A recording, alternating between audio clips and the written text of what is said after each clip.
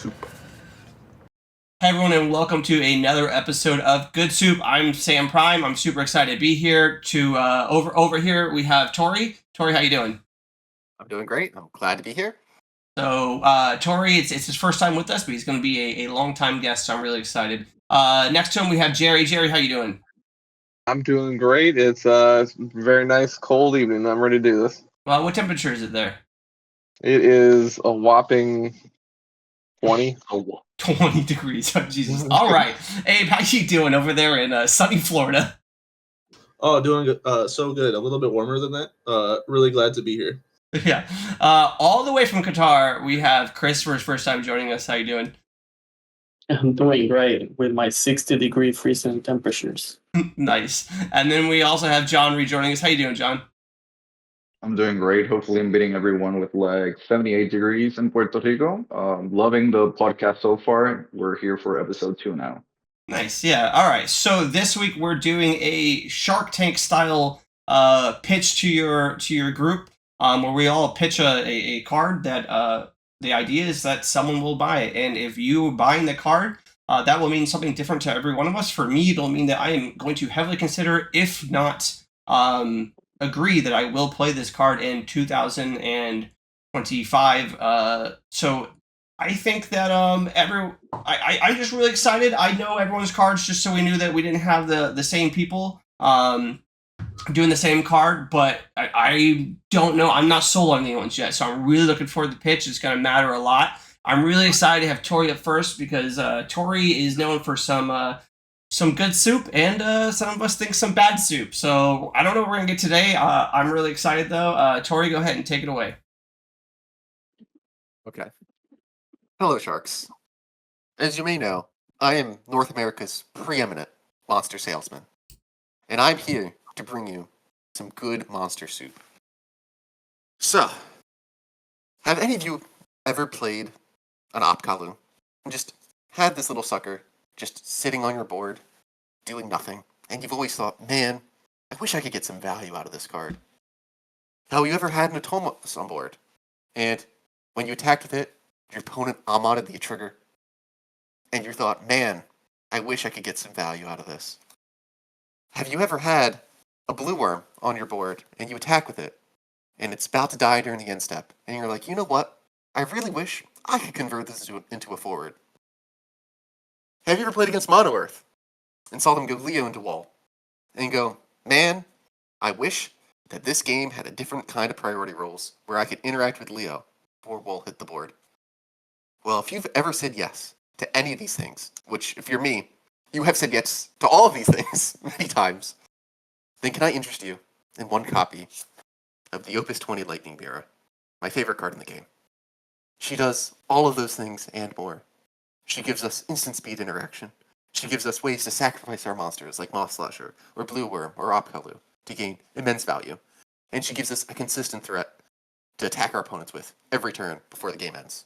She's, in my opinion, one of the most underrated cards in the game, and she's honestly my favorite card in the game. This is my favorite art.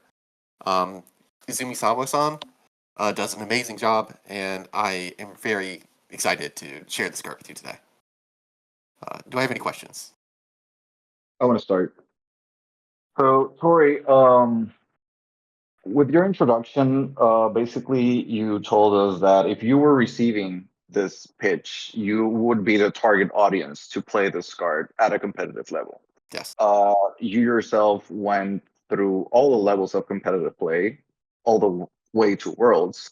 So I want to ask you, why aren't you particularly playing this card more? Like, do you see any spot in the decks that you played, or do you think you would build a whole completely different deck that would fit your style of competitive play?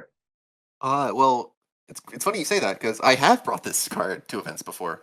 Just last year in the, was it Portland Materia Cup? I got 17th place, and I was the only person to bubble out of the event, and I was running 2 copies of this in my deck. So I've brought her to events before. And for Nationals, I was this close to running Water Lightning monsters, and she is a core component of that deck, and one of the main reasons to run it is the fact that you have access to her, and you can use her to stifle mono Earth players with their Leo Wall plays. I think the main issue with her is that her name is Mira. Her name's Mira, right? And that's gonna cause some issues because like two of the best monster cards in the game are both named Mira, particularly this one. And if you are in Earth, Earth Mira is better. The 2CP Earth Mira is the best Mira. There's no competition for that. So if you're in Earth, you can't really run the Lightning Mirror, which means that you have to be in a monster deck that's not running Earth, which is most of them, right? Water Earth is only one monster deck. But also the thing is, because of how tight the elements are in monster decks, you either basically need to be in mono water, in my opinion, or in water lightning. And I just haven't brought mono water or water lightning to any events recently. I decided on water earth for nationals, but I also heavily considered mono water and water lightning. And in both of those decks, I was testing one copy of this girl.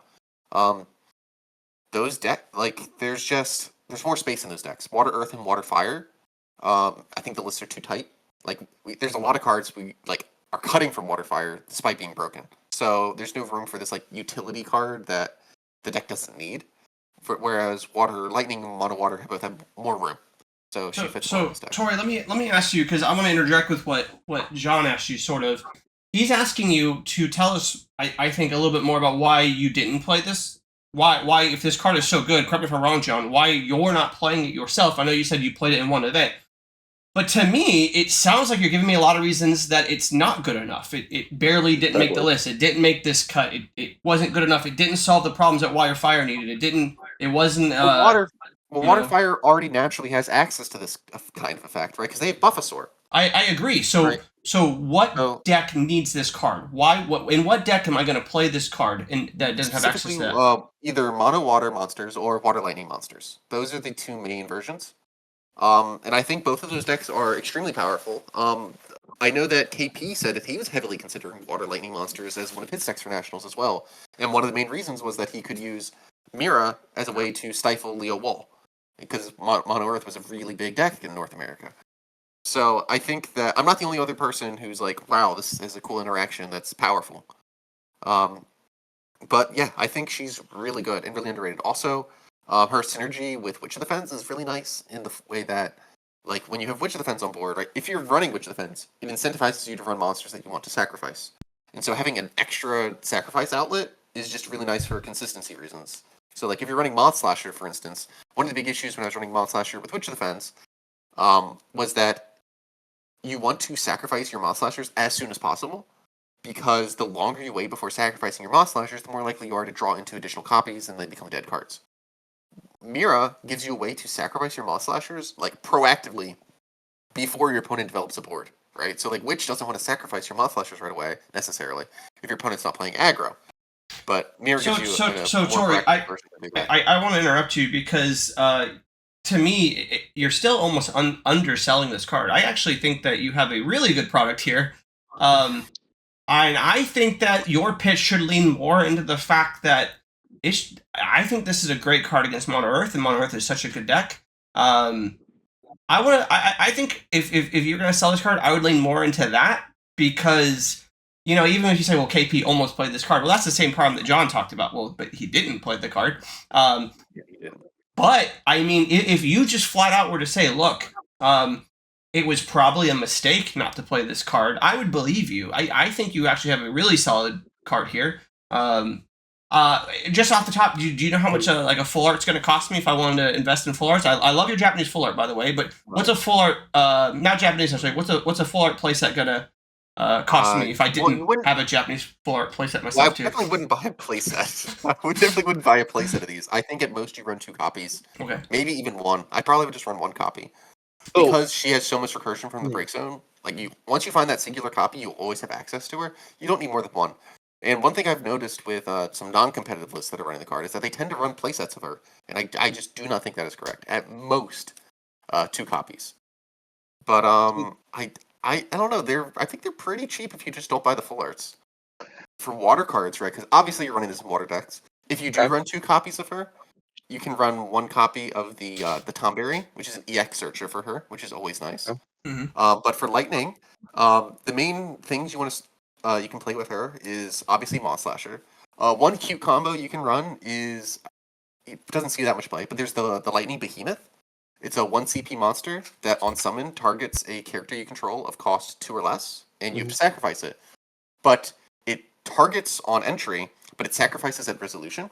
So if that character is no longer on board, you don't sacrifice anything. So you can like play that, target like a Maw Slasher, and then in response, use Mirror's Effect, because it's instant speed, summon her to the board, sacrificing the Maw Slasher, and now you don't have to sacrifice anything to the Behemoth, which is a really fun, cute combo you can do.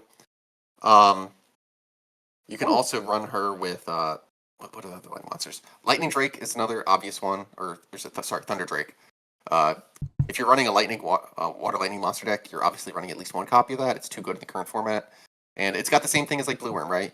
Play it, kill a thing, attack with it, and then afterwards sack it to Mira, and then you just lose the body. So we've been going for about 10 minutes. I think that he's given a good enough pitch. I want to know if you're in or out. Jerry, you in or out? You know, I'm in because I was genuinely on the fence beforehand, but you've given me kind of just some stuff I want to play with it now. I want to try it out. Honestly, I'm thinking I want to maybe throw together a local deck, see how it goes, and it sounds fun. Honestly, so, yeah, I'm in. Abe, in or out? I was gonna add earlier. I'm already in. I had played it at the Gamers Command local qualifier just a couple months ago. Loved it. It gave me like a really good Refia matchup. Maybe not really good Refia matchup, but a better than I had Refia matchup. Love the card. I think I ran it at 2. Nice. And also that, for what it's worth, that I guess that counter to your point is that local qualifier was just basically days before Witch came out, so that might have helped your matchup a little more too. Yeah, very true. Chris, you in or out? I'm definitely in, especially when we're going back to Opus 20. Opus 20 is probably one of the best sets that has been printed in a long time. And for the longest time, that mirror was the highlight of the whole set. Fell off a little bit in the end, but everybody was crazy about the card. Plus, I like that in Mono Water, it gives the versatility a little bit of playing with your LB deck. You can add that Cloud, you can maybe play Cloud, pop something, then pop a monster, pop something else. I like it. Okay. John, what about you? I love the card. It's actually my favorite mirror. It's in one of my favorite colors, and I would love to play it. I just am not convinced it pulls its weight with other monster decks like Water Earth or Fire Water.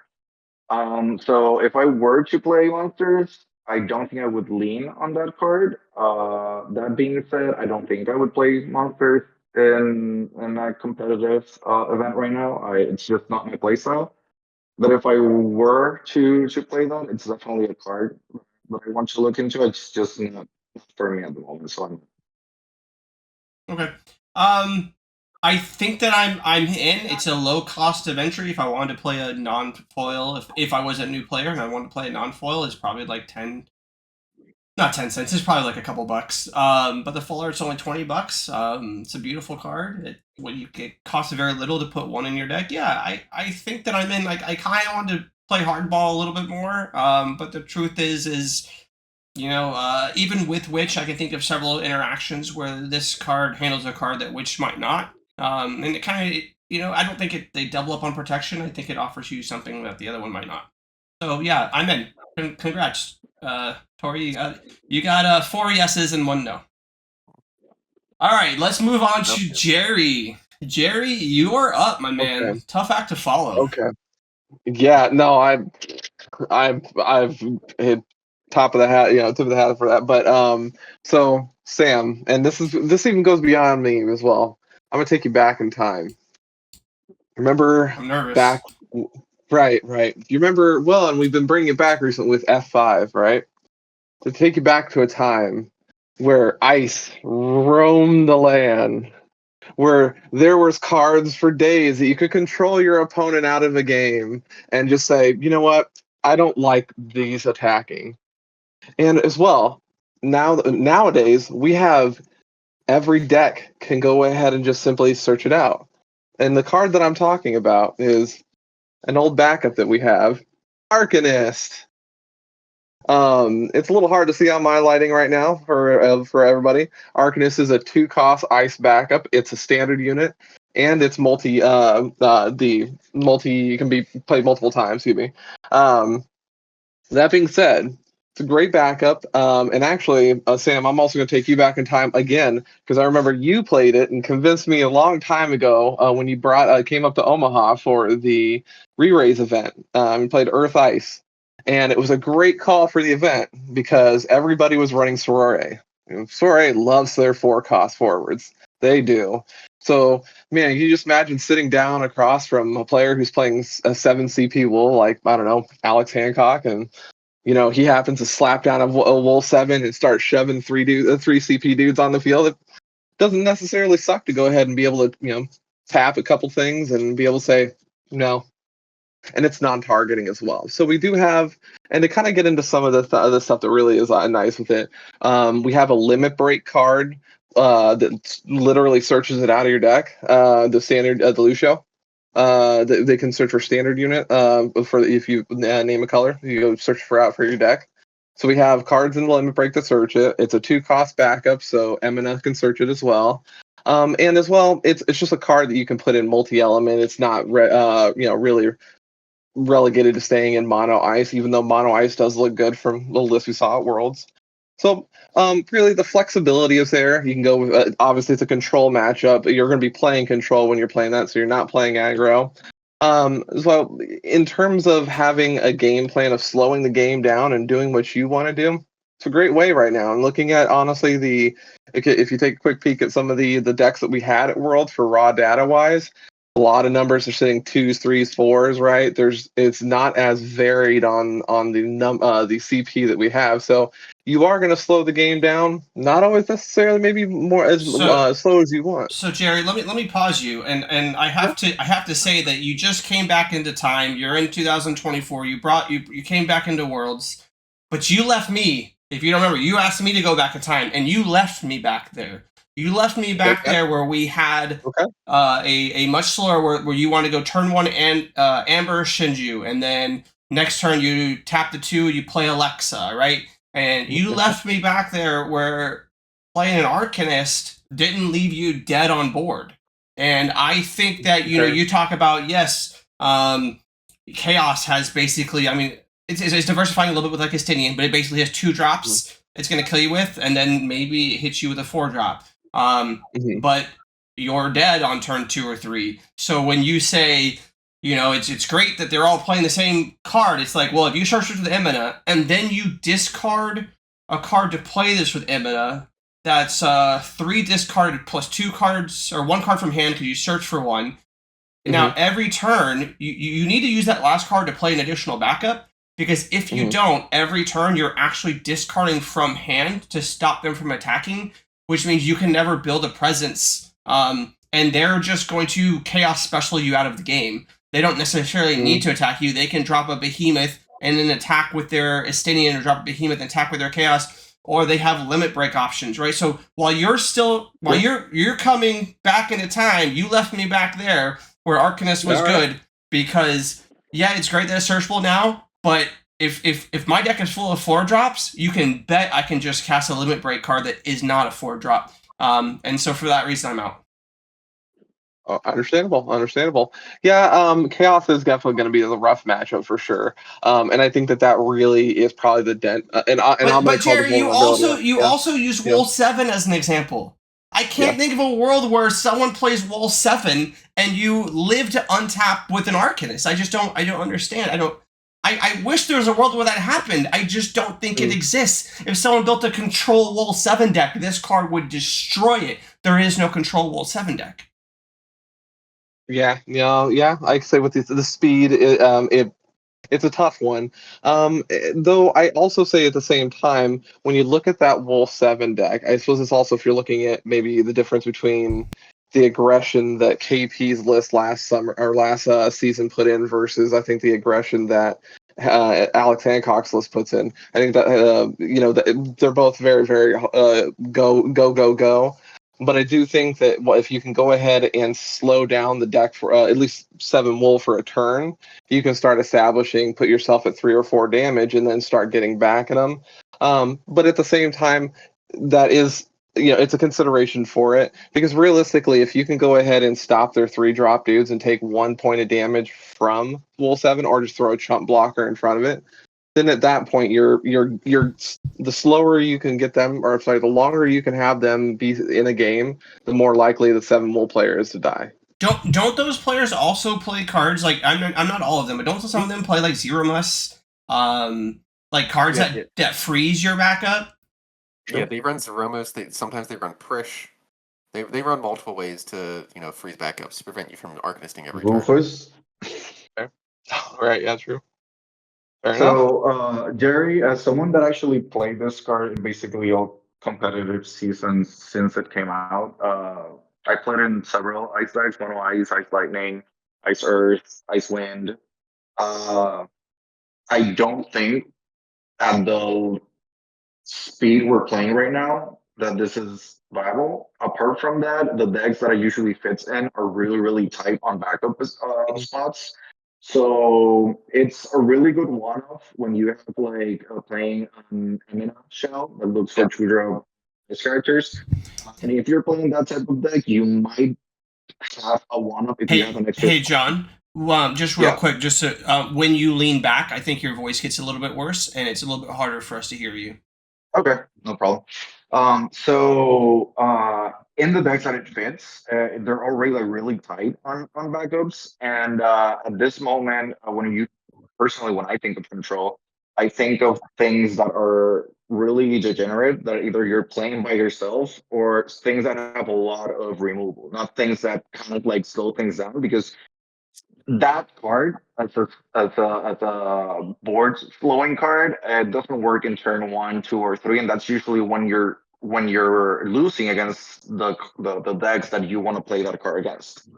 So if you have a lot of 2-drops attacking, a lot of 3-drops attacking, they're already there by the time that card gets in. It's not instant speed. You need to pay for its effect. So as someone that loves the card, that's played it before, I don't think it's the time right now, so I'm out.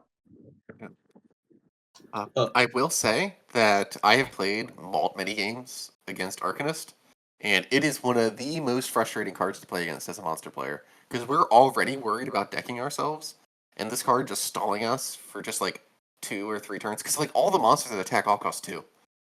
So like it really puts in work. Like you just declare 2, and like all the blue worms and like Atomos and Tros on your board are just sitting there like, bro, why are you doing this to me? So Sam did bring a really good point, which was the limit break. Now we all have access to limit break cards with all the costs. Exactly, we all have access to Leo, right, and whatnot. So that is a massive hit to the card. So personally, this isn't about whether or not I think the card is good, though, right? This is about whether or not I would play the card. And you see, there's this cool, interesting thing in the top left corner of the card, and that's the fact that it's light blue. And for that, I'm out. That's fair. All those ice players out there are feeling a little offended right now. I'm just joking about. I'll have you know, I brought every single element. Actually, no, never mind. I brought Axstar. Okay, I had Axstar in my deck. Okay, I did technically bring an ice card. But does he really count as an ice card? I don't know. I think he's mostly fire. He's not even a fire card. He's just a warrior. Yeah. Yeah, he was literally a warrior. All right, what do you think, Abe? I would like just to state that Sam has bullied me with Arcanist for years. Like years and years of my time. Years and years in the past, by the way. Years and years in the past. Yeah, in the past, like a year ago and back. I think a year ago I would have loved to be on the card. Like a year ago was wall 7 and it was ice. And if you stopped an ice attack with a Rufus, you're feeling great. And you're like, it's like the same value just to use the Arcanist. But I think in this year there's too many decks in the meta that just don't get phased by Arcanist. Like one way or another, you're not going to get that Arcanist off fast enough in a time where it feels good. Like they're just going to play something else, and just for that reason, I'm out. I don't think I'm going to play it unless there's a future where there's like a tier 0 meta deck where it's everything's 4 drops. Like something like that. I think I'm out for now. Well, I'll be the only one. I'll tell you straight up. I think I'm in. As a one-off, it's a great card. Like you said, you can search it. And just because 3 is a cost, 3 is a real cost, and it's the fucking My bad for the English. It's the spiciest cost in the game. Not everybody has a perfect game every game. I don't think you necessarily has to go search for it turn one, but it's a last resort, good last resort, and it's only one copy of it. I think it's you can get by with it. So Chris, you have an Emina in hand, and your opponent is playing one of these aggro decks, right? And you're gonna search, and you're gonna search for a card that's not like there are cards in Ice that kill dual forwards that are cost 2 backups. Their Emina can search up things like Biblos, which is excellent against aggressive decks. Not to mention, if you already have a Biblos in hand, you should almost always search up a Unalesca. I don't buy that it's like worth the 1 of search, because I think in every time, yes, you can search for it, and every time you could search for it, you should have searched for something else. But that's what I'm saying. You can just go with your original game plan, and if you need it, you So search just for cut the it. card that you're never gonna really need. Okay. But has everyone considered that literally every single meta deck nowadays Mirror. plays water? And every single water deck is running this card? Yeah. Yeah. Every single deck in the meta has access to backup removal. So, like, even in against the decks that it beats, it actually doesn't beat, because they all run Tidus, and they all just remove it. That is true. And if this was Magic, where maybe it's possibly the backup came into play untapped, then you could convince me maybe. But the fact that if they do bounce it with Tidus, you have to take an entire turn off. When yeah. What about you, John? Me, I already said no. And I love the card. I love the card too. It sounds like you have 1 yes and 4 no's, Jerry. And with respect, I definitely to kind of full circle and kind of capping is that I think in the meta that currently is right now, it is slow, and I do get that, especially. So you're unselling your product to Chris. Got it. Let's move on. No. All right, Abe, take us away, Abe. I just think Opus 22 killed the card. Yeah. I think 2024 killed the card. Well, that's when 22 came out. Yeah. All right, Abe, go ahead. All right. I'm just going to lead with the card. I don't have a fancy pitch. I'm just going to show you. I brought Lucio. Lucio. Great card, by the way. It's a hefty sell, because I think I'm selling a whole deck now. But I think it's underrepresented. I think it's it almost has time to shine at Worlds. I think it could even hold a candle to a lot of decks at Worlds. And I think it's a little undervalued, because a lot of the other cards in the archetype they look dinky, like they're not very good.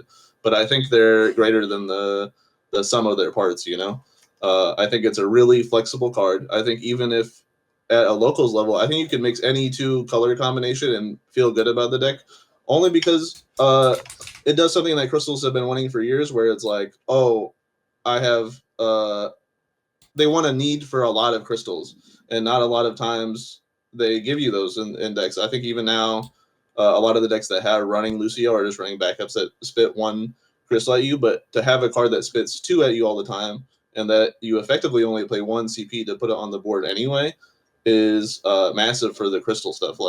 And the crystal stuff is it touches so many different categories and archetypes and jobs, where it's so flexible that I think in my head there has to be a spot somewhere. It just needs to be broken down and figured out, and even in the big thing, I guess everyone's when they mention is you can play it with Glaciella, and you can spit out 1 CP S effect. Oh, crystal, bang, bang, bang, everything's dead. Even on your opponent's turn, they don't have the interaction to deal with it. Then you just kind of win. You out control them. Nothing gets more value than 1 CP removed from game, And I think that's about all I have to touch on. Okay. Any questions for Lucio? I mean, I will say that if you didn't, I will say that the cards that it searches are drastically better than they look. When you factor in the fact that Lucio gives you the 2 crystals, I think that's what people miss. Yeah. Is that Lucio looks like it's a 5 CP forward that turns into a 1 CP forward, but it's really a 5 CP forward that turns into a negative CP forward. because as soon as you go to combat, if your opponent doesn't, well, I guess when you play, if your opponent doesn't have armor trounce you, but if your opponent doesn't stop this crystal generation, it's very possible to spit out dudes that it's searching, or to just shoot stuff like you mentioned with Glaciella. It's also FFBE, which has some interesting searchers, has some interesting cards it interacts with. I very, very much considered this card for Worlds. We tested the deck a lot, and there was nothing wrong with the deck. There was just nothing wrong with it. It just, we didn't have more time. I'm very in, Abe. I'm very in. I have a question. Hey, you talked initially about, you were talking about selling a deck, right? You feel like you might be selling a deck. Tell me, what is the color combination for the deck that you think of when you're selling this card? I think a lot of people's first instinct. I know YYT did a video on this too, but it's like water earth is a great combination because you can Kusith and you can recur a lot of these little. Oh, I'm out at water earth. I don't think earth is the correct secondary element. No. Yeah, out there. That's why I say it's like, I think it's a good starting place to maybe practice. I think water fire has a lot of great aspects, and I think water lightning might even have the best power to it. Like the more like you playing 3 CP Lena the forward, paying 3 crystals, you play Lady Lilith. Torrey hates to hear this pitch, by the way, because if people pick up on the water lightning too much, his days are over. But yeah, you 3 CP Lena, you can pay 3 crystals. You can get Lady Lilith, and you can get the Emperor. Boom! The Emperor. And then a lot of the times by the mid game, you have like 900 crystals. You have infinite crystals, and you go, like Lady Lilith, give that guy haste. Boom, your board's gone. You can like give more people haste. You can start going in. It's like it does a lot for the mid range, and you can definitely build it however you want. You could be a mid range. You could be control. You can wait for the Glaciella. Jerry, you're an FFBE guy. I mean, you got to be in. Oh, I know. So I've played around with it a bit. I haven't played around with it a ton, but I played around with it a bit. I really am very, very interested. I'm not sold yet. I feel like this is a card that's going to get better as long as they keep supporting the crystal mechanic. I think you're crazy. I think it's there. I think we're already there. Yeah, Lucia's already there. I mean, I don't want to spoil what my teammates are bringing to Winter Cup, but let me just say, there's a decent chance that this is going to be in top 8 at Winter Cup. And That's all. But Torrey, you were supposed to have that for a hot take last week, man. That's where that hot take's at. Okay. I mean, I mean, I don't know if it's hot take. I think it's just confidence. That's fair. I think I'm allowed to be confident. Yeah.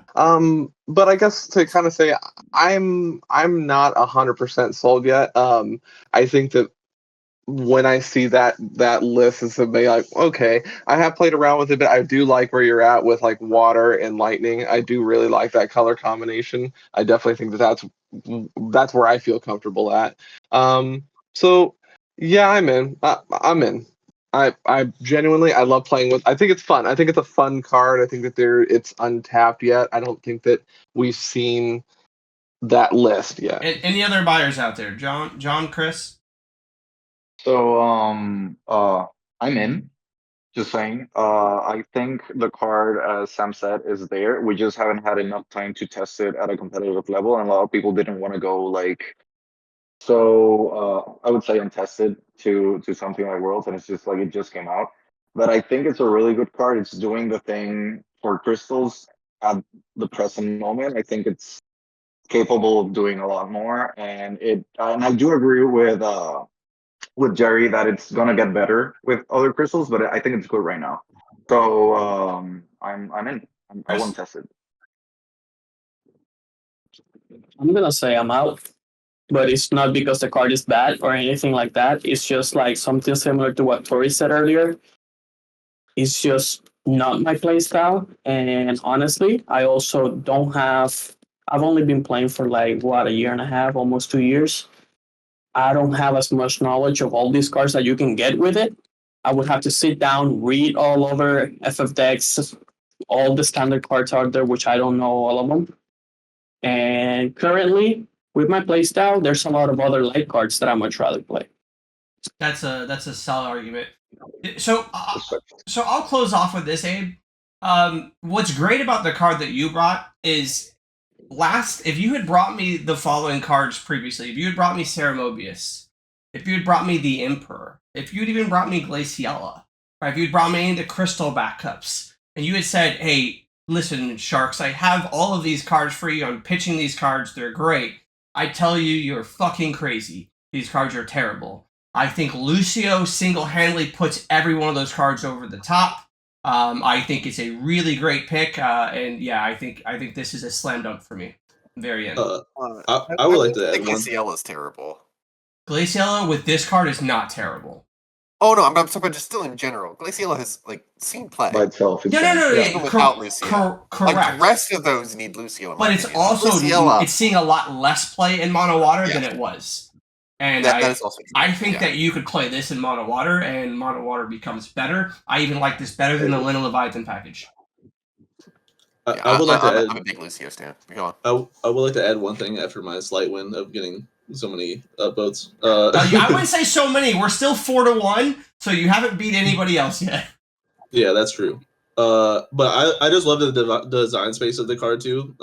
It's a great card that they introduced that like helps every color and introduces to like help another mechanic, and like it just does so much for so many different decks that I love the design space that they're working with when they make cards like that.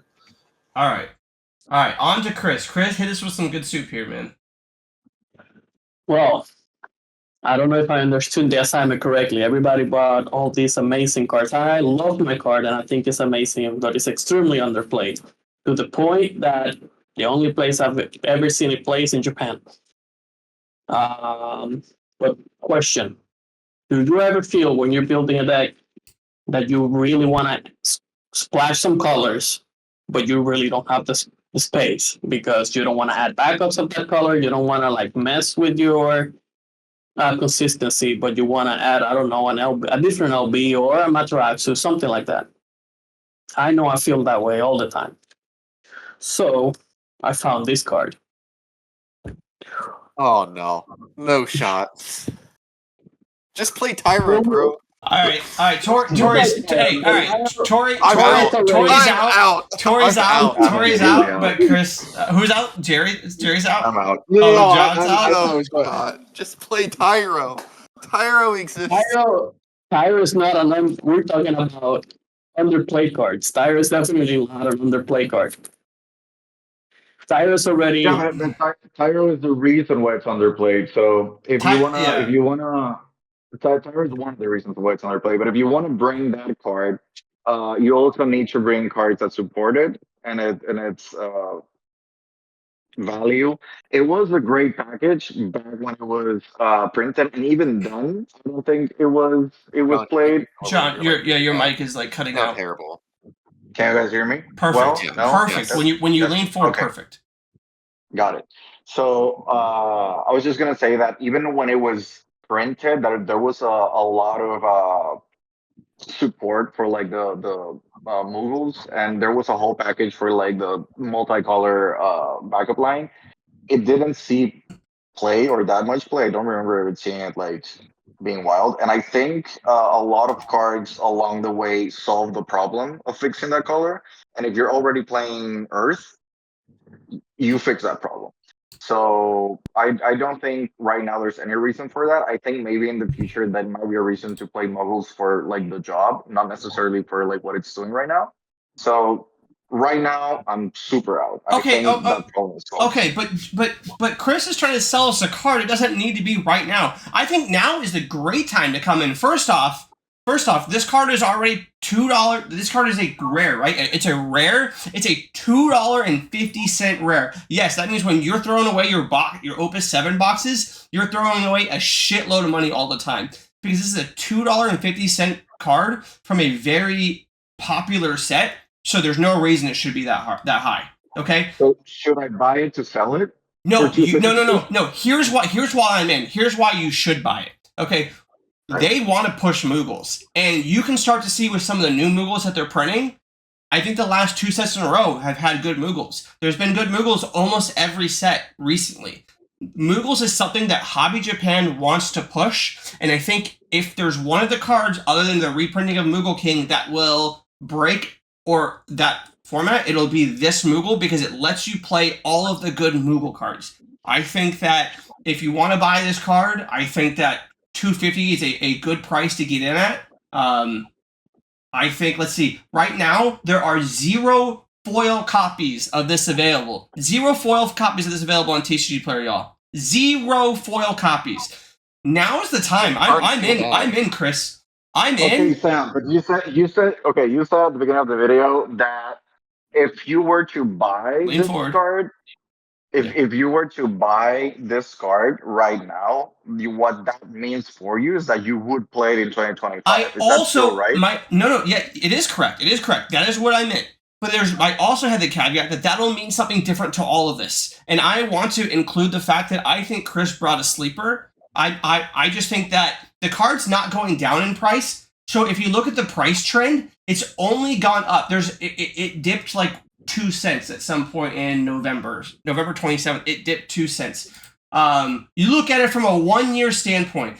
At January 2nd, at the beginning of this year, January 24, it was a 42-cent card. It has not gone down a single time. It has only gone up.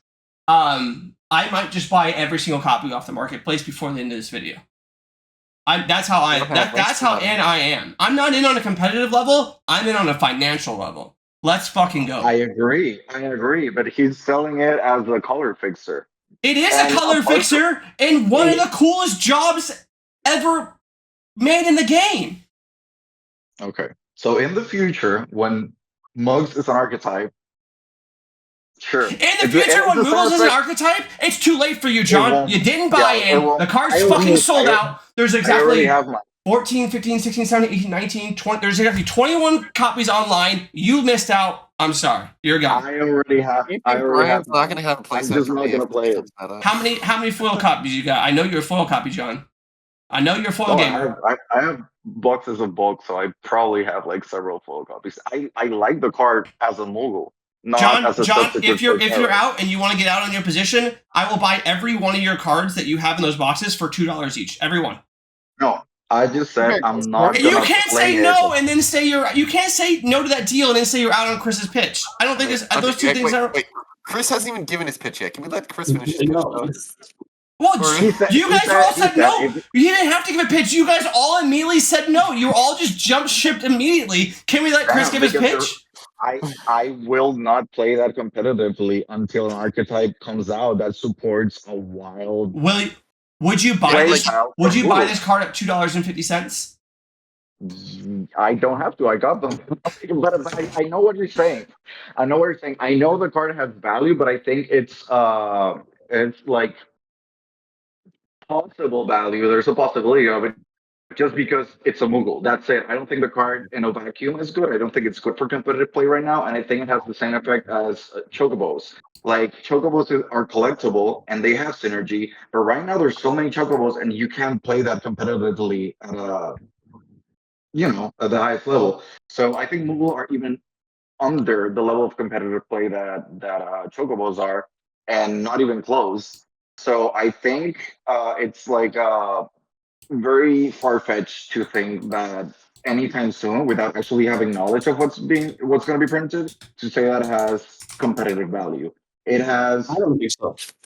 I think the fact, not only the fact that it's a Moogle, but the fact that FSCC gives it a lot of value. I think the card has a lot more potential than when you think.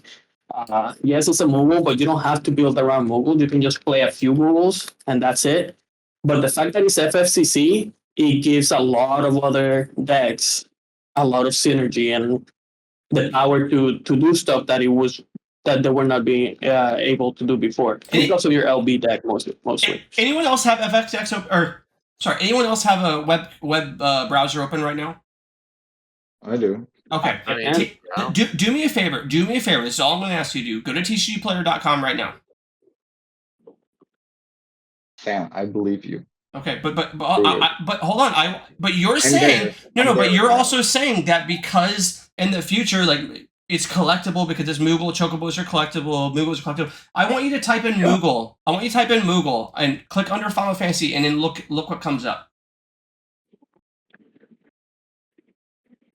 Mog King? No, you should have a display of a ton of different cards that are from Final Fantasy. Does anyone else play this up? I want you to look at the prices. I want you to look at the prices for all those cards.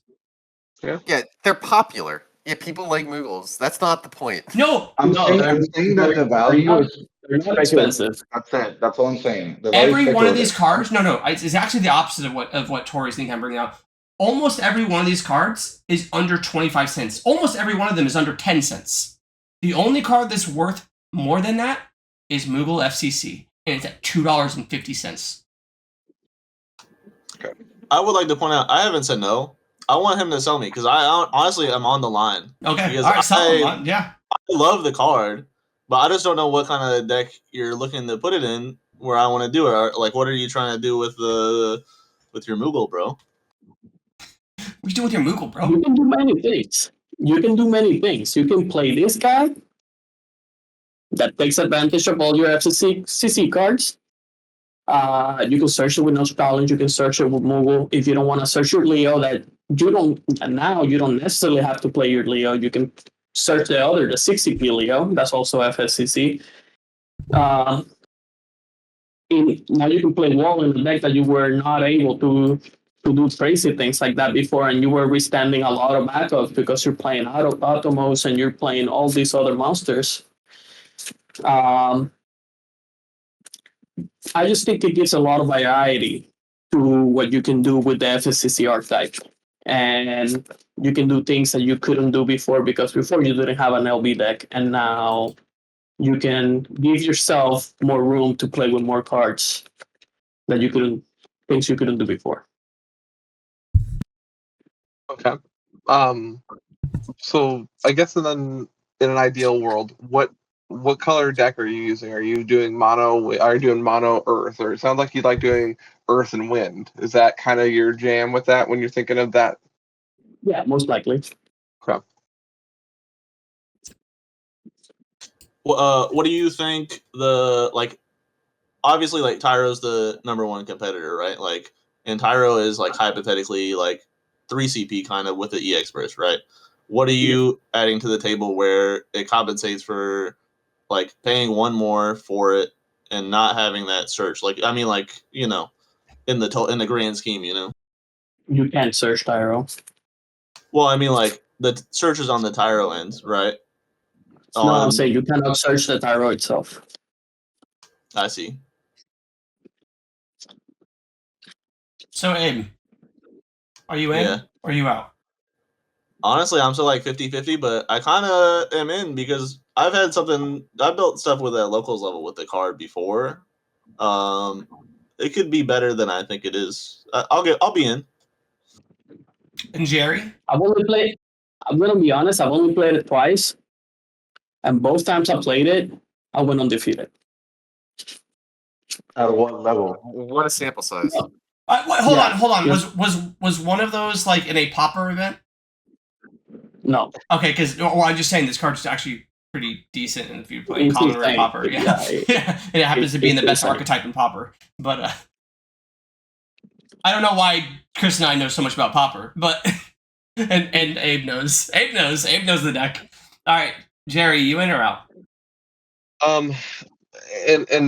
And Chris, I appreciate you supporting me beforehand. I'm a big Wool player. I love my 4-color decks. That's been my jam. Everybody knows this at this point. Like, so I'm gonna have to say I'm out. The biggest reason why is I think that I think it has potential to see that 4-drop backup turns into the powerhouse backup for that job. But at the current moment, when you want to see things like Wolves, right, you're going to go ahead and just spill out backups. And my backups in one card, I can say I have the best value of any card in the game at this point. I have 10 backups or 8 backups. That's why I'm out right now. I want to see this go, and I think that it has the potential to really pop in a set that gets the support for it, though. All right. Let's. I do just want to say yeah. that if they print like fat Chocobo for Moogles that can play this from deck, I would be in. Moogles. Okay. Right, if we get Fat Moogle, and it's just like 5 CP backup, play a job Moogle backup from your deck, absolutely, I'm in. I agree, but we're not there yet. But we're not there. I have not printed that. All right, so If Chris. that's printed next set, then we can talk about it again. All right, Chris. I will- so you I will got say, three no's and 2 yeses. Go ahead, Ed. I will say, when I love this card, I played it free off of the 5 CP Sarah that plays a Moogle from your deck. That was the time. All right. I tried to build that and it didn't work for me. So Okay. All right, John. I am excited to hear your pitch. I think you have a very interesting card that I'm ready for. Let's hear it. And don't forget to leave. so this is my card. You guys in or out? Boo! I'm in. Yep. Boo. Okay. So, the card that I want to bring to you guys is a card that was in the limelight of aggro, and it had a lot of hype. It was practically the harbinger of Dredge before Chaos, and it's a card that plays really degenerately, and in the sense of like what we're seeing right now when it comes to aggro, which is like Chaos, Knights, things like that. It has the potential to win turn 2 pretty consistently. It's searchable in multiple ways, and it has a lot of synergy with a deck that already has a lot of like power cards within it, within 2 colors, which is Ice Lightning. But it's also searchable in things like Earth and Wind. So it has searchers in a lot of decks. And yeah, it's very, very, very CP efficient. And here's the card. Don Corneo. Torrey, go to sleep. It's sleepy time. Don Aggro Corneo, bullshit. aggro bullshit. So that means that it does its so if Torrey doesn't like it for that reason, it means that for the specific target audience that I'm pitching this, it does what it's supposed to do. So apart from it actually facilitating Dredge, which is, for those of you who don't know, plays with these cards, which are basically the same package that Chaos plays with. It's searchable with these backups and Ice Lightning. And then apart from that, it gives you 50% more dredge advantage than Chaos. So it's 15 cards with its best value, whether Chaos in the other sense, it's 10 cards. And it also has 2 other abilities that, apart from pitching 15 cards, you can pitch 7 or 2 if you want to control the level at which you're dredging. It facilitates combos like these ones. That's why I have Wall here. And it plays really well with cards like Rug and cards like Ramu, because you want to be hasting this. But by itself, if you play this turn 1, people have to deal with it. Like, you have to deal with it before it goes off. And playing this turn 1 allows you to win the game in turn 2 if they don't interact with you. So it's kind of the same sense of like playing Knights, where you present danger and people have to deal with it, or they will lose immediately. It can play out, it can even be played out with Chaos in a certain show. But by itself, it's a threat. And it also plays controlish, so it has synergy with cards that freeze and dull, because it breaks dull cards. It takes control of other forwards. So at no point is the opponent safe when that card is in play. What are your takes? In or I'm out? just gonna say yes right away. Like, going back to what I said earlier, like, I don't know a lot of the cards in the game. When I saw that card last year, like in the Mono Ice list for the first time ever, I was like, why is this card not getting played like all the time? Like, that card is just insane. Like, you no need to sell me on it. How can such a beautiful man bring such an awful card? Oh, the art is a sell point as well. Look at that. Yeah, he's gorgeous. It's So- gorgeous. I have 2 different opinions on Don Okay. Corneo. One is in the dredge package, and one Yeah. is just as a card that you just slam on the board and say, "Hey, deal with me." Deal with it. And I personally, if you're running it as like the Rug dredge package, just run Chaos. Chaos is just better. It costs you less cards. It's a lot more consistent, and it is less vulnerable to removal, and also rips 2 cards out of your opponent's hand for reasons unknown to God or man. So I think like if you're trying to do the aggro BS with like Rug plus Don Corneo, that Chaos is just strictly better, and there's like no competition. I However, would disagree. I would disagree in a sense that chaos requires you to build a lot around it. Here, like you need all the chaoses.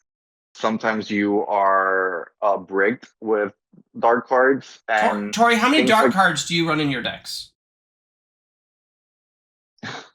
0. All three. right, I rest my case. So anyway, you would be running 9 cards versus playing 3 of these, and this is not even required. So you can actually yeah, haste it with cards like this. You can haste it with multiple monsters like the jellyfish. You can haste it with Curl at an instant speed. You can play Curl, play it on Corneo, and then pass and see what they do. And if they do something, you can react with Curl, haste it, and then do the thing. They So can't. there's many Yeah, ways they that can't you even can. attack you because like your Don Corneo is going to be bigger than their guy. see, that's where I think Don Corneo is an interesting card. That's what I'm saying. There's on one hand there's the dredge deck, right? But on the other hand, there's just playing it as like a card with good effects. Yeah. And I actually think that it's potentially underplayed in like say like I don't know like an ice fire shell where you're running like Goblin to haste it, right? Like But that kind of deck. everything that I told you right now is my personal ice Yeah. lightning dredge, and I can haste it at an instant speed with like 3 or 4 cards. Yeah. Or just go ham first turn, and then turn 2 you gotta deal with like 10 damage. Yeah. So it's still dredge, and it's not chaos. It doesn't have a single chaos in the deck Yeah. or a Yeah. dark card. I personally don't see it as a dredge card. I see it as like just a card that gives you lots of value. The only thing is like the mill 15 is just 15 is so many cards. Like our decks are so small in this game, and like we draw 2 cards a turn, and it's like it's risky. But like no, I actually think I remember the first time I read that card. That was one of the first time I played this game was Mike Christian got us the it was like a 2-player. I think that came in a 2-player structure deck, right? Where one side was like Cloud Yeah, Pod and it's a Arcanine was starter the other card. side. Yeah. That was the very first game with it I ever played in this game was with that, and I was playing Don Corneo's deck. In like turn 1, I looked at my hand, saw Don Corneo in it, and I was like, as a Yu-Gi-Oh player, I was like, "What the hell is this card? Isn't this broken? Isn't this absolutely insane? How is this okay?"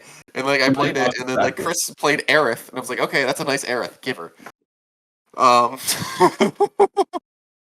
and no, I think the card's really good. I just don't know what the correct shell for it is. Or I'm Are you asking me if I'm going to bring an ice deck to an event next no. year? Do you see it as a viable competitive card at the current meta? I don't know what shell it goes in, is the only issue. I don't think the Dredge shell is compelling enough for me, and I don't think there's enough synergy points for it. The problem is it's in ice. If this was like a fire card, I'd be like, ooh, this is really interesting, because then it'd already be in an element that I'd want to play. But the fact that in order to run it, you then have to be in ice, and then that means I have to put ice cards in my deck, and ice cards suck. Yeah. I don't know. I'm gonna go I just ahead think it more. and piggyback off of Torrey there. So I'm personally gonna say I think the card's interesting. I'm gonna have to be out, but I like the arguments that are bringing about because it's a wall of text. Like anything with a wall of text is gonna have something that's good. It's just not gonna have a wall of bad text. It's gonna have a wall of decent text, or if not good or great. But the concern that I have with it is that the same points that Tori brought up, and if 2 different cards didn't come out of Opus 24 that really just warped the meta, which was Chaos, and also underplayed Lightning, the new Earth Lightning. If we didn't have that Earth Lightning and the Chaos to go along with it, and then just kind of stringing along the rest of it, I think it would just be that would be the replacement for it. So I think if Chaos and Lightning, that Earth Lightning didn't exist, yeah, I could see that, but I think it's I don't know. I'd have to go ahead and pass on it. So I have a question for you. Last week you spoke about the possibility of banning chaos. Yeah. Or even restricting it. If Yeah. that were to happen, would you see Don Corneo as a viable dredge option in competitive currently?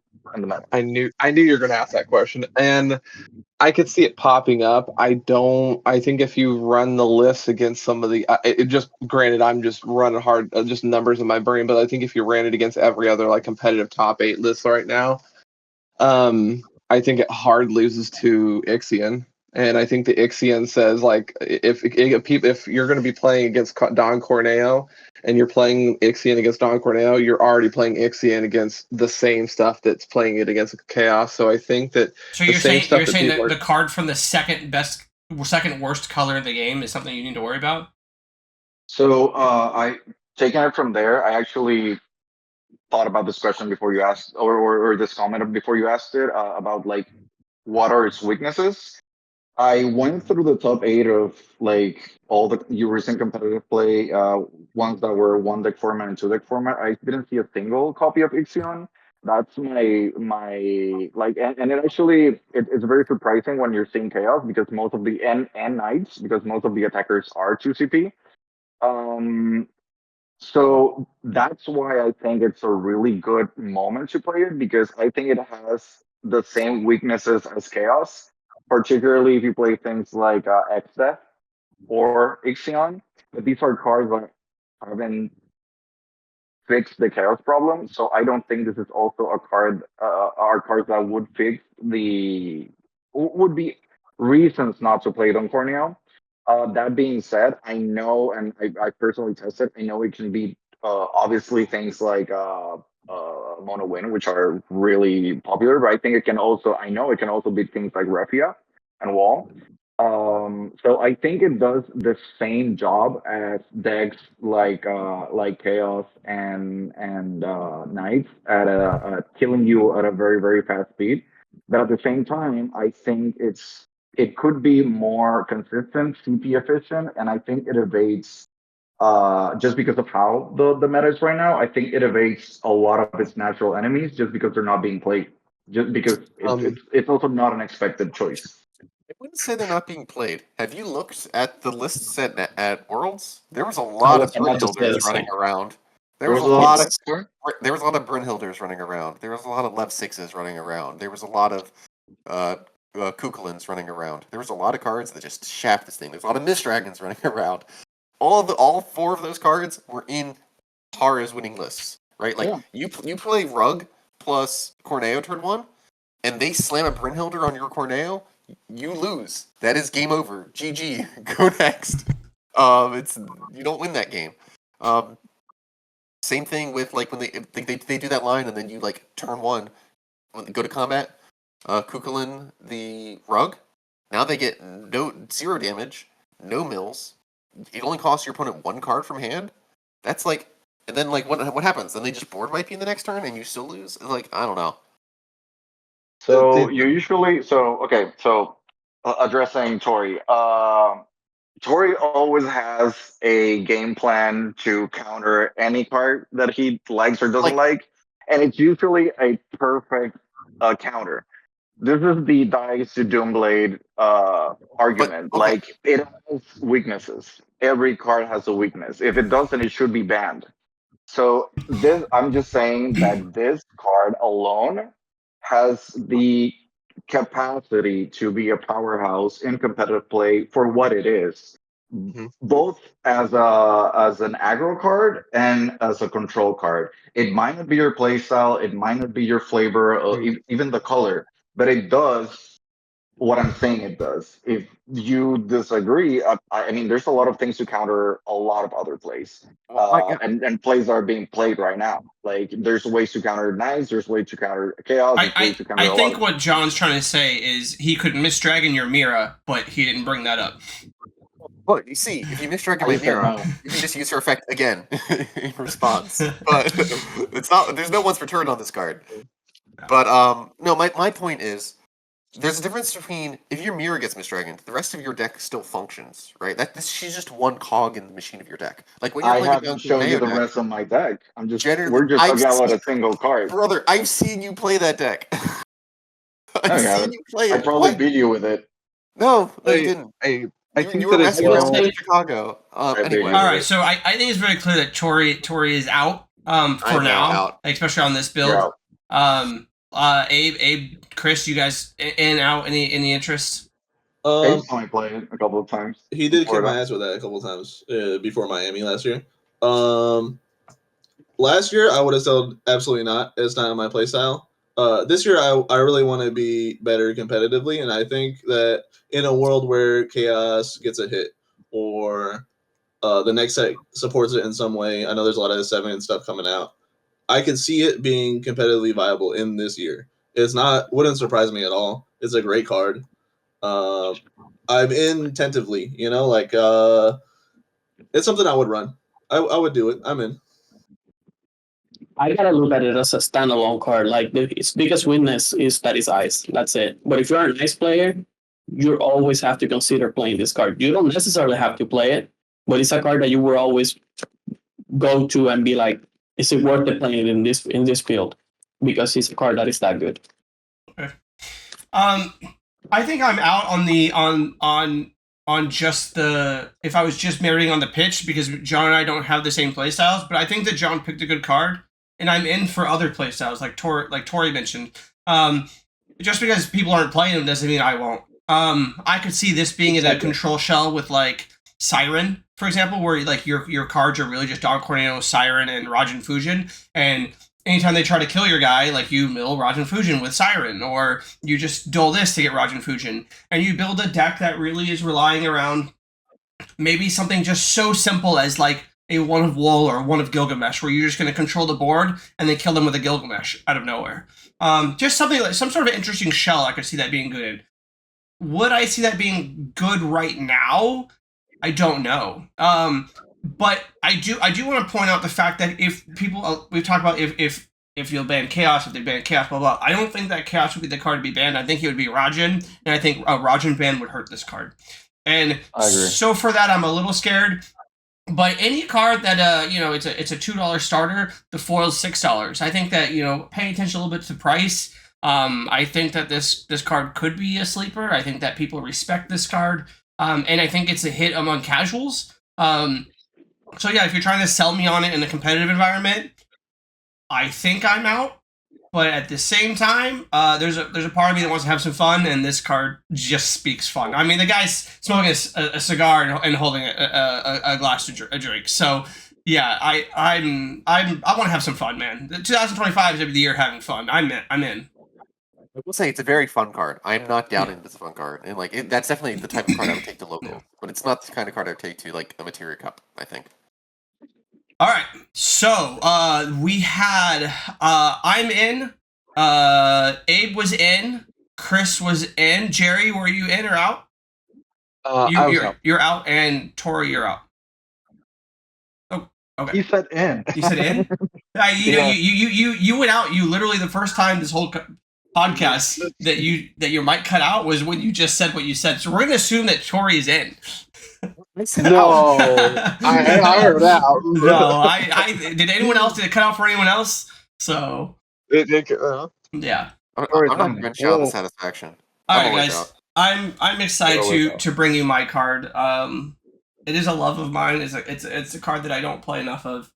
All right, so picture this: you sit down in your top 8 match. You draw an opening hand, no backups. You mulligan.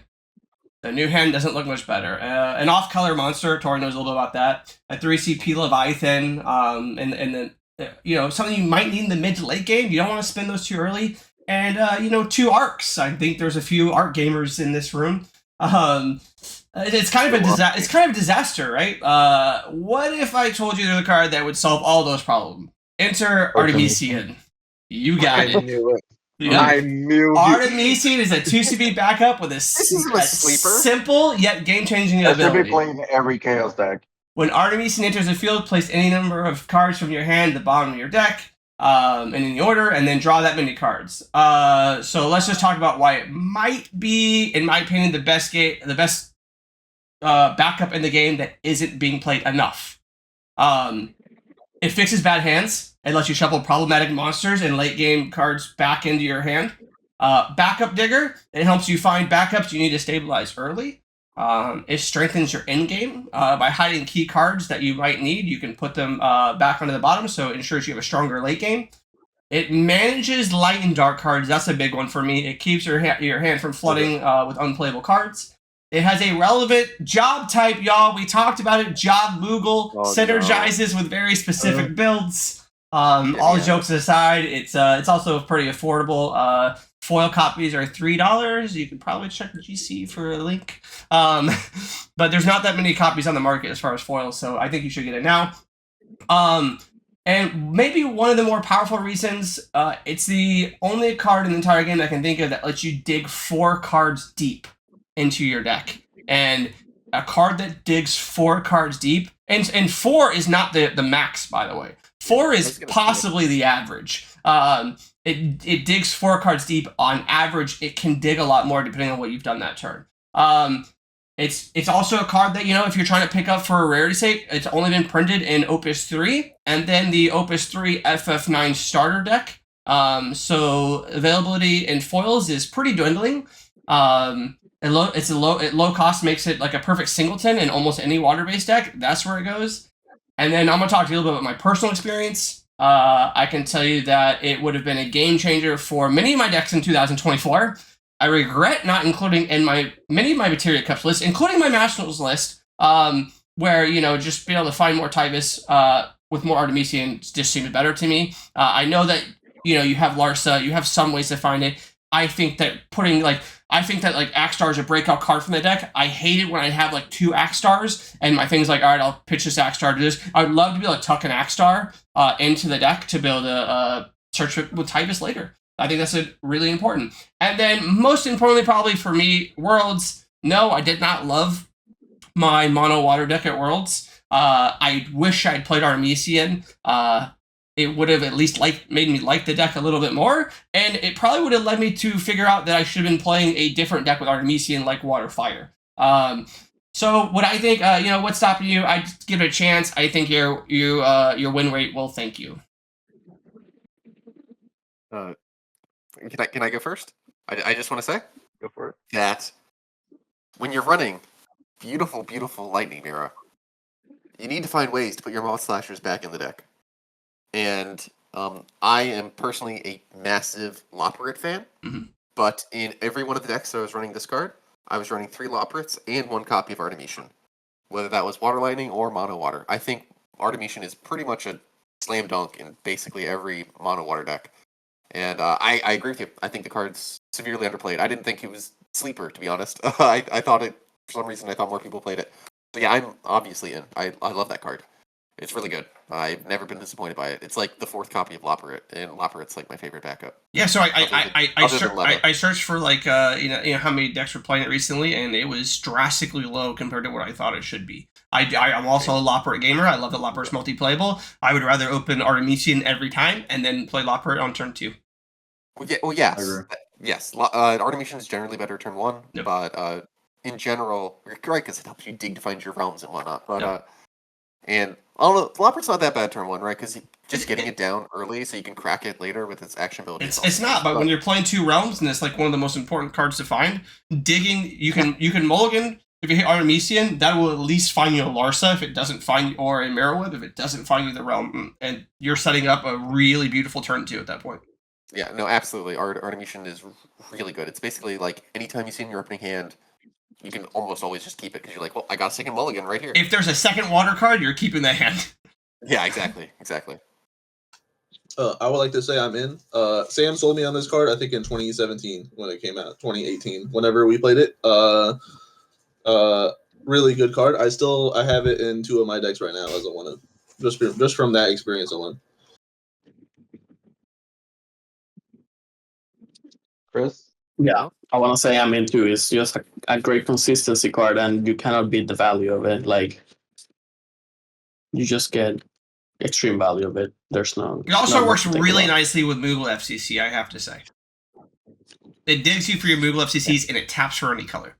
No, importantly, it lets you get them out of your hand so you can draw good cards. It lets you get 2 of them out of your hand, so you only have 1. Exactly. I'd like the card. I think it's amazing that you pay 2, get an extra mulligan. What sucks about that in this game? I like mulligans. Like, it's great. The thing that I always, and you nailed it, Sam, I'll bring it up before, is that you wanted to run it in the deck. So the question that I ask you, and almost I think that it's a question that maybe Gene asked earlier, is why didn't you run it? Like, what you said it was on your mind, but what was that factor that said cut? Yeah, so it wasn't really a cut. The reason I didn't run it, and it sounds really simple. It sounds like an oversight. Is oftentimes when I'm trying to figure out what cards I'm going to play, especially when you're in a time crunch like with Worlds, I cut the cards that are so obvious because I know that they're going to make the deck, and I want to try other cards, right?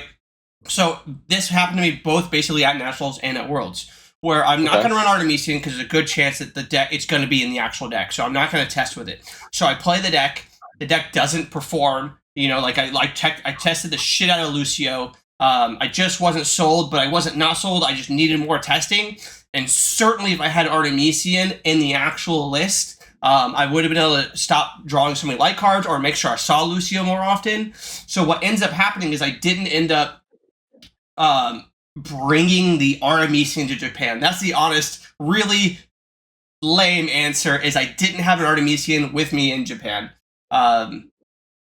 So I wish I had a better answer for you. It's just I decided to play Mono Water at the very last second. It wasn't in my Water Fire list from Nationals. I brought Water Fire to Japan, but I think it should have been in my Nationals list. And so that's the thing, is that like it's a learning lesson. I also think that Clive is one of the best cards in the game, and I think Artemisian is a great way that, like, if you don't find the Tyvis, you can search you hit the Clive, or you can put the Ifrits back in, right? It's really Artemisian is really good with dominance, and so that's another selling point to me, but also another reason that, like, I just, I wish I brought it at Nationals. There weren't dominants at the time, and then I just forgot it at Worlds. That's the shitty answer. I like to say I have water fire crystals right now. You saying the word Artemisian, I was like, I should put that in that deck right now, like right in this instant. It seems like the card that everybody thinks of after the fact. Because it's really good, but why is it that people aren't running it? Not in 2025, baby. We run an Artemisian in 2025. I can tell you that. So is this a one of? Is it the ultimate one of? So I think that it's I don't think that it's necessarily a one of. I think that the thing is that, like, it depends on how many Loprits you're running.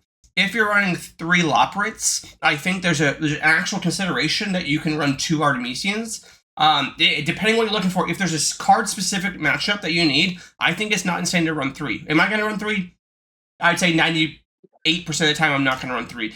But you could run 3 because you can tuck them back. It's like if you said, well, would you run Sarah as a one of because it's not multi-playable? No, so a lot of times you run 3 Sarahs because it's so important to find it early. I think that I can make a case for Artemisian that's just as important to find early.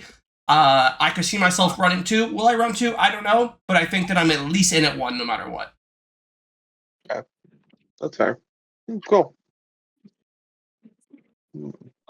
So for me, Artemisian is it's usually an oversight for a lot of players. It's a card that I immediately think about when I'm playing multiple lighter dark cards, specifically if I am in water. I don't know why it's not in more chaos lift. I know usually the backups for chaos are chaos, Larsa, and the FF tactics thing, Ethel. So I know a lot of people see it like, oh, there's not a lot of space, but it fixes some of, like, the very few problems that Chaos already has, which is like multiple dark cards in hand without the actual preferred dark card in hand, or cards enough to, like, pitch them. So I love the card. I don't think it's criminally underplayed. I just think a lot of people are trying other stuff that are not particularly, like, water shells, or if they're playing water, like, people just feel that, okay, I'm just play a part over it. So I think that out of all the cards that were presented today, this is, like, the most popular card or well-known card as a strategy for, like, cycling your hand. So I am in. I'm completely in. I love the card. I don't think you can ever, like, if they were print something that's more viable for like cycling your hand than a 2 CP backup, that's gonna be like A way too problem. much for me. Yeah. I think the card has appropriate power level, and it's very playable, and it's very competitive, and it's a very good card. This card's so good that it would be banned if the card was in Earth. That's how good this card is. Probably, yeah. And out of kind of, and Gene kind of brings up a perspective interesting as well, just for kind of food for thought, is that this is the most generically good card out of every card we presented today. Yeah. Like in generic, it could go in any of your water decks. So I think because of, But it's not, and I think that's a mistake. It's just not. I will say, if Artemisian was in any other element, it would see a lot more play. And wind, oh my god! Like they have Weltrill, which is like half the man that Artemisian is. Exactly. Like any other element would literally murder a person in cold blood in the street. They would, pull Luigi, right, for this card. And yeah, I think water is just so blessed with having just the best backups So in the much. game, right? Like they have Loporrit, right? Any other element would murder for Loporrit too, but like they're just like water's just swimming in good cards. So no pun intended. So yeah, I think that's the only issue with the card is that it's in water, and it's just water cards just have more competition because water is just the best element. But yeah, no, I think Artemisian is definitely Weird. like the most popular card of all the ones we've said. Yeah, I was thinking, I've been playtesting Mono Ice. If it was an ice card, this would be ridiculous. Brother, you Ice would be like target then. really way too high, man. Yeah, like can you imagine like Mono Fire, who just love this card, but they don't have access to it. Well, I'm glad you guys like the card. Yeah, this was a really fun thing. I hope that we can do this again. Hopefully, I think this is a good group to do again. I hope you guys all join us. I already know my next card. I literally am positive what my next card's going to be. And it's a card that is not being played at all in any list. I do want to say, just to touch on, and just to throw some more shit at Jerry, I would search for Don Corneo before I search for Arcanist any day of the week. Period. I mean, there's also less ways to search Don Corneo as there are for as Arcanist. I don't. What? I Arcanist is more disagree. I think searchable. there's more. Disagree. I have a limit. I have There's I have an more. extra hand that can go search for it any time, as opposed to I have to Yeah, pull a card. Do you want to spend 5 CP on that though? Yeah, you talked Not about always. you talked about Arcanist being good against like aggro decks. Imagine casting a Lucio and then casting an Arcanist, and then You can't. You have to do it the other way because Lucio specifically says the character has to be in play, and you choose the color of the character. Thank you for telling me how dog shit your choice was. Like No, it's no, appreciate it. literally, you can't even do that. Yeah, Bob. Yeah. Anyway, I appreciate everyone for being here, and hopefully you guys tune in for the next episode of Good Soup. Take care, guys. Good soup. Thanks for having us. Anytime.